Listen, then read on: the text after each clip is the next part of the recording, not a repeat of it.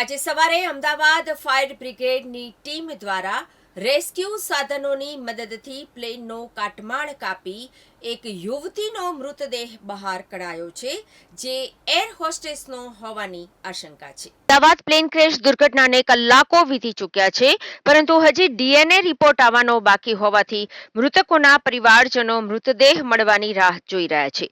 Civil બહાર મૃતદેહ સોંપવાની કામગીરી ચાલી રહી છે. સાથે સાથે સિવિલ બહાર 192 એમ્બ્યુલન્સ અને શબ વાહિનીઓ સ્ટેન્ડ બાય રાખી ડ્રાઈવરોને પણ એલર્ટ રહેવા સૂચના આપી દેવામાં આવી છે.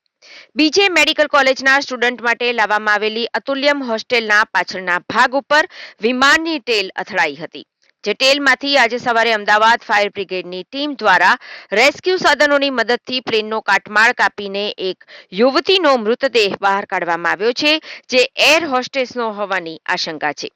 અમદાવાદ ફાયર બ્રિગેડનો એક કર્મચારી મહા મહેનતે અંદર સુધી ગયો હતો અને તેને સાધનોથી આગળનો ભાગ કાપ્યો હતો.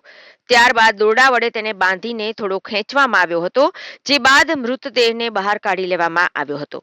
બિલ્ડિંગના ધાબા ઉપરથી મૃતદેહ કાઢવામાં આવ્યો હતો અને એને કપડામાં બાંધીને ત્યારબાદ તેને દોરડા વડે નીચે ઉતારવામાં આવ્યો હતો. પ્લેન દુર્ઘટનાનું કવરેજ કરી રહેલા મીડિયા કર્મીઓ પોતાની ફરજ નિભાવી રહ્યા છે, તેમજ સિવિલ હોસ્પિટલ તંત્રને સપોર્ટ કરી રહ્યા છે. જોકે સિવિલ સુપ્રિન્ટેન્ડન્ટ કોઈ સહકાર આપતી નથી, જેને પગલે મીડિયા કર્મીઓ ધરણા કરવા માટે મજબૂર થયા છે. સિવિલ સુપ્રિન્ટેન્ડન્ટ કોઈ માહિતી છુપાવી રહ્યા છે કે કેમ તે પણ મોટો સવાલ છે.